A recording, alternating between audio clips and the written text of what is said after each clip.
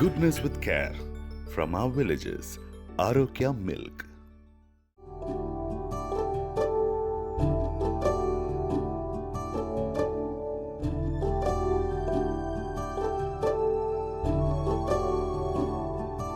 Welcome to episode 20 of Mahabharata with Anuja. This is the final chapter and I would really like to thank all of you for joining me on this beautiful journey. Let's see what happens in the final leg now.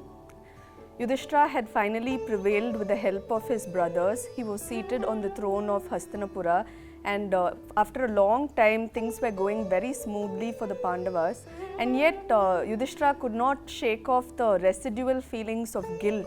So he was advised to perform the Ashwamedha Yaga, which is also known as the horse sacrifice.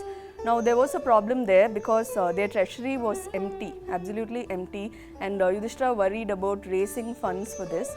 But he was advised to retrieve King Maruta's treasure, which was buried in the Himalayas, and he was also told the story about what had happened. Brihaspati had made life really difficult for Samvarta, and finally his younger brother decided to retreat into the forest and just get away from Brihaspati's games for power and all those things. But King Maruta came into both their lives at that time. He approached Brihaspati first and he asked him to carry out a grand yaga for him and help him get a lot of wealth. Brihaspati said, "I am the guru of the devas. I am not interested in the affairs of mortals." So Maruta approached Samvarta and begged him to do the needful. Samvarta originally didn't want trouble, but finally he decided to go ahead, and despite Brihaspati's best efforts, Samvarta helped King Maruta accumulate a lot of treasure and conclude a very grand yaga. Now at the conclusion of all this, there was a lot of treasure still left, so King Maruta would have buried it all in the Himalayas for when it was needed again, and the Pandavas made the journey there. They retrieved all this treasure and preparations were made for the Ashwamedha Yaga. Now simply put, they would select a very special horse and release it. The army would then follow this horse, and wherever this horse wanders, the army will go behind it, and the people who own that land, the kings there, will have to submit or fight. Now that the Pandavas had prevailed in Kurukshetra, most of the young men had died at that time, and none of the kingdoms could mount any kind of resistance. So there was very little fighting, and it felt like a token effort for the Ashwamedha Yaga, and Arjuna was worried about it because he felt they weren't fulfilling the terms of the Yaga. And finally they reached Manipura, which is where, if you will remember, his wife Chitrangada and his son Babruvahana were there. And Babruvahana, seeing his father after so long, he was so excited, he went forward to say hello, and Arjuna said, "Stop right there. A warrior son has to behave like a warrior. If you're really my son, I came here as an enemy. Do the needful." And he goaded Babruvahana into fighting with him. And to everyone's horror, Arjuna was not just defeated by Babruvahana, he was killed. And Arjuna, the greatest warrior this world has seen, he lay dead. And Babruvahana was so horrified. His mother Chitrangada came there, and she started beating her chest, and both of them were crying and rolling on the floor, and they decided to kill themselves because it was he felt he had sinned in killing his father.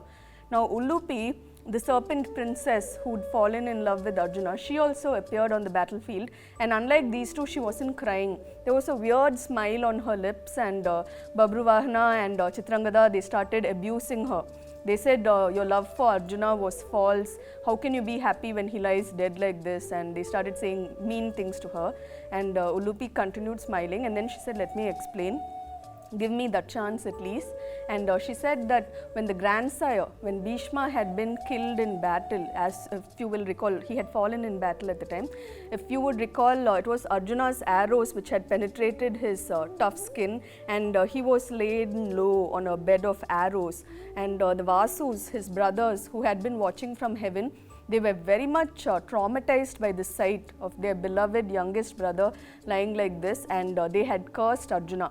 They said Arjuna has used tricks to bring down the grandsire who raised him like a son, so Arjuna will go straight to hell. And when Ullupi found out about this curse, she appealed to her father, one of the important serpent Naga kings. His name was Kauravya. She said, so many people have done such evil things in Kurukshetra. Why should my husband alone be punished and, made to suffer in hell? If anything happens to him like that, then, I will also kill myself. So she persuaded him to approach the Vasus, and they offered a way out. They said if he is killed by his own blood, by his own son, then he will be spared the effects of this curse. Which is why it had come about that Babruvahana had managed to kill Arjuna. And Babruvahana and Chitrangada said, that's all very nice, but the thing is, I've still, lost someone so dear to me, and they were still very, very distraught. And then Ulupi, for a minute, she closed her eyes and she meditated, and suddenly this beautiful green gem, it just, came flying through the air, and it landed in her palm. And it was the very special possession of the Nagas. And Ulupi, holding it in her hand, she placed it on Arjuna's chest, and she said, if my love for you is true, you'll come back to me. And then Arjuna opened his eyes, and they told him everything that had happened, and he embraced them all. And it was finally time for him to return to perform the Ashwamedha Yaga, and bidding farewell, he returned. And the Ashwamedha Yaga also, after this horrible incident, which was so scary, it was concluded, and it was a grand success. Now Vyasa adds one more very sweet story here. A mongoose, a very strange mongoose, showed up at this yaga. Half its body was gold, and it kept on rolling there, and then finally it said, not good enough. So Yudhishthira went and asked, what is not good enough? And he said, see, let me tell you a story. There was a very, very poor farmer. He lived with his wife, his son, and his daughter-in-law. They were so poor that, they barely managed to make enough for a handful of rice, and they'll share it among themselves, and rest of the time they'll fast if they don't get that also.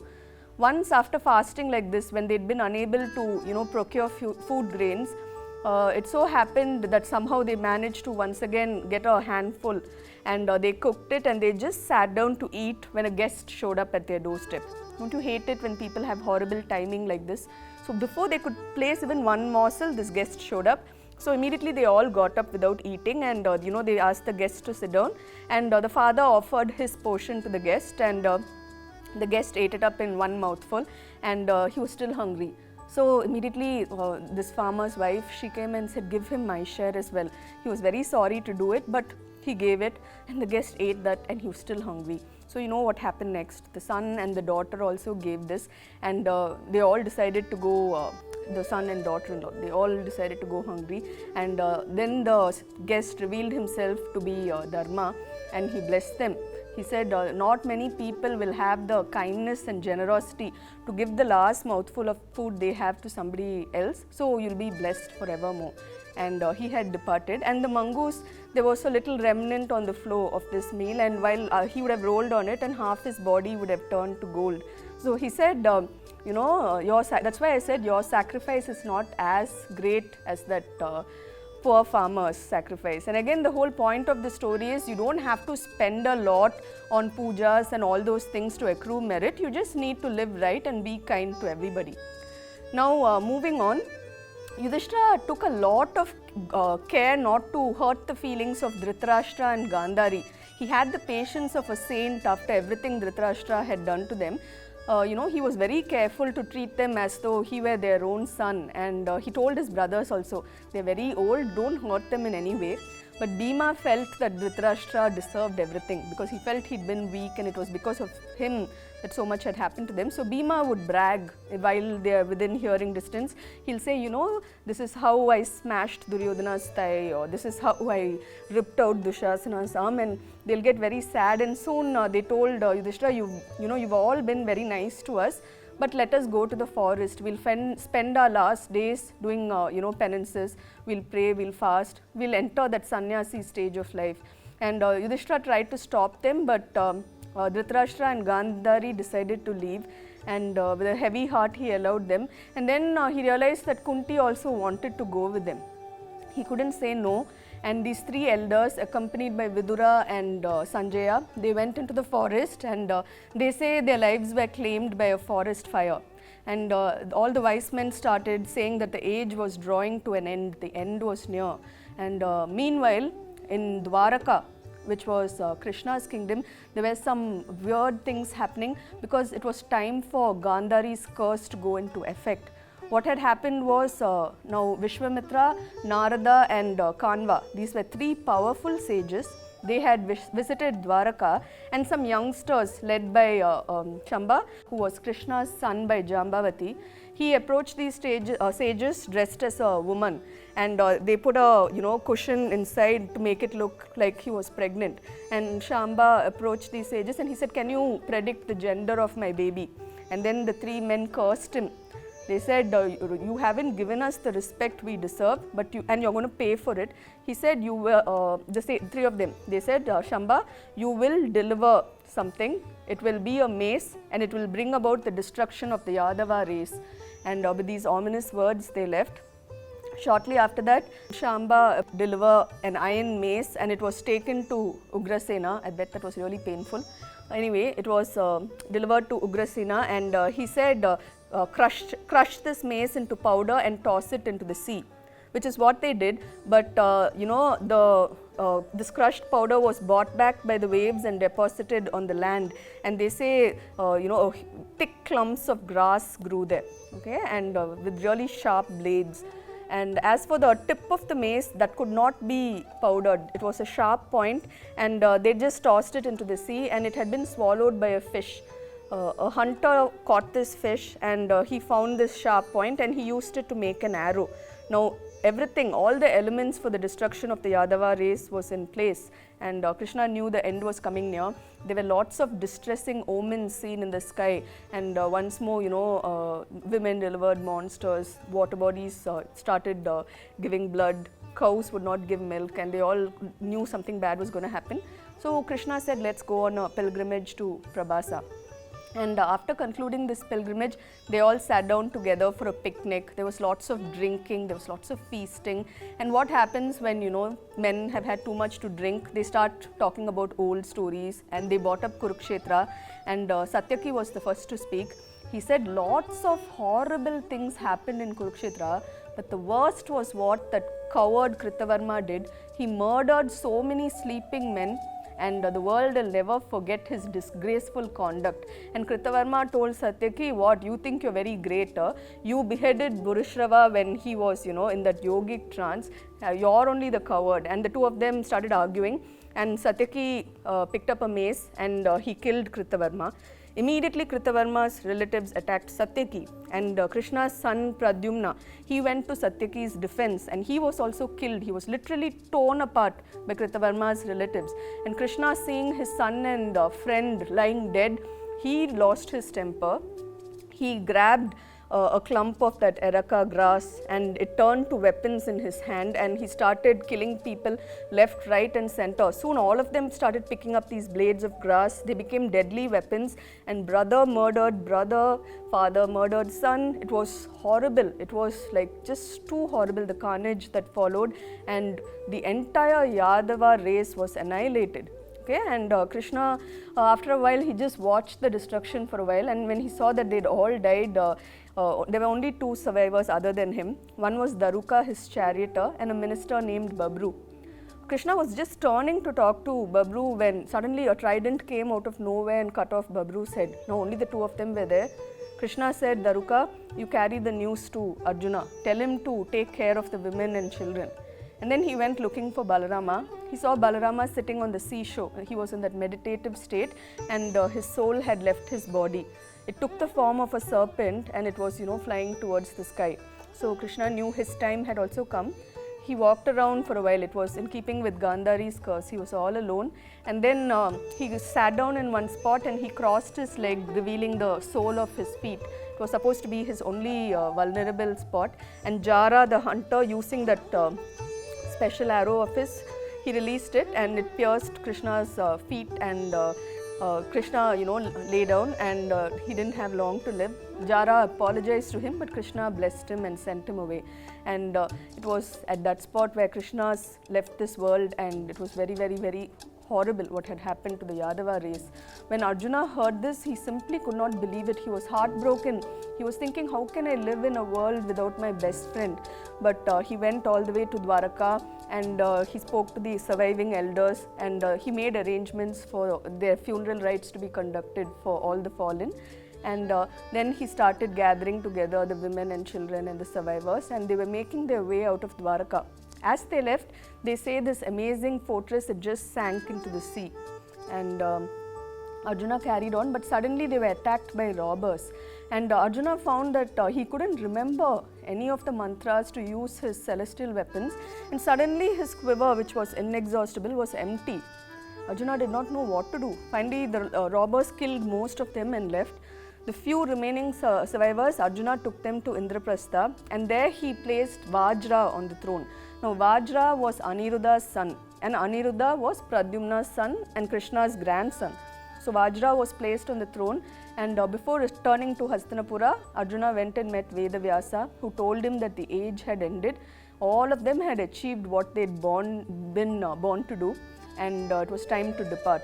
Arjuna returned at once, and he told his brothers all the sorrowful things that had happened, and they also decided to make some plans. Now all their hopes rested with Parikshit, who was a very, very special baby. He was born at the time of the Ashwamedha Yaga, and Krishna had also attended this yaga. And at that time, Uttara, Abhimanyu's wife, had just delivered, and there was so much joy to see new life. And suddenly all the happiness had just vanished, and all the ladies started wailing and screaming because the child, this newborn baby, was dead, and they had all been crying and beating their chests. And then Draupadi stepped forward. She said, "Why are all of you crying? Uttara, dry your eyes. Krishna promised, he promised that he would save this baby, this very special baby, Abhimanyu's son. Krishna's words can never be false. So dry your eyes, have faith, everything will be fine." As she promised, Krishna stepped forward. He said, "If I've lived my life in keeping with, dharma, then this child will rise again." And the baby, woke up again, came back from the dead, and it was like crying. And when they heard this child cry, they were all so happy. And this blessed baby was named Parikshit. He was the sole surviving heir of the Pandavas. So this very, very special baby Parikshit, it was decided that he should be placed on the throne. The brothers placed him, they had the ceremony, and then very quietly, without any fanfare, they just left everything behind and they went on a long journey. It was to be their last journey. They arrived at the foothills of the Himalayas and they began the ascent. As they were climbing the steep slopes, one by one they started to fall. Draupadi was the first, and Bhima was heartbroken because he'd always had a massive soft spot for her. He turned to Yudhishthira and said, Why should she die? And Yudhishthira said her failing was that she loved Arjuna more than the others. And next was Sahadeva. And when Bhima asked, Yudhishthira said Sahadeva was too proud about his intelligence. Next was Nakula. Yudhishthira explained Nakula had thought he was the most good-looking man on earth. Then Arjuna. Bhima said, you don't even have to tell me, you'll say it's because of his arrogance. But he had every right to be arrogant because he was the best of us all. Then it was Bhima's turn, and as he fell, he asked why. Yudhishthira said, your sin is gluttony. Finally, only Yudhishthira was left, and there was this stray dog keeping him company. A chariot descended from the heavens, and the charioteer said, you've been invited to enter heaven. You just have to leave this dog behind. Yudhishthira said, no, he's my faithful companion. I won't abandon him. So finally, this charioteer revealed himself as Dharma, his father. He said, this is the second time I've tested you. You've passed. Let's go to heaven. And on reaching heaven, Yudhishthira was horrified to see Duryodhana, Dushasana, Dhritarashtra, all of them there. But his brothers were missing. He said, why? Where are my brothers? And he was told that they were in hell. And Yudhishthira immediately said, if they are in hell, I will share the punishment with them. I will also go there. And finally, Dharma took him to hell and showed him the horrors of his 1,000 hells. Yudhishthira said, that's fine. If my brothers are here, I will stay here. And Dharma told him, this is the third time I've tested you and you've passed. The reason I showed you the horrors of hell was because of that one half-truth you said in the battle of Kurukshetra. Now you can be reunited with your brothers and you can all live in peace and happiness. So that is the final chapter of the Mahabharata. This brings me to the very conclusion of my rendition of the Mahabharata. I hope you all enjoyed it as much as I did. It has been such a pleasant, beautiful experience for me. I hope all of you loved it. The Mahabharata has been very special to me. I've been in love with it from when I was a child. As far as I'm concerned, it's a gift which keeps on giving. I hope you all learned to love it too. Hope you found something there which is either inspiring or entertaining, and I hope you carry it in your hearts. Thank you so much for everything. I will take leave of you here now, and hopefully we will meet again. Thank you.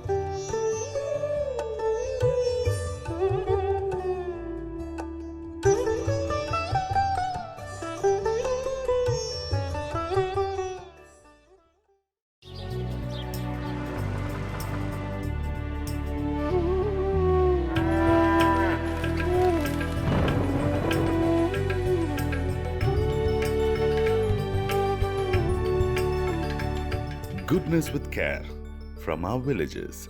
Arokya Milk.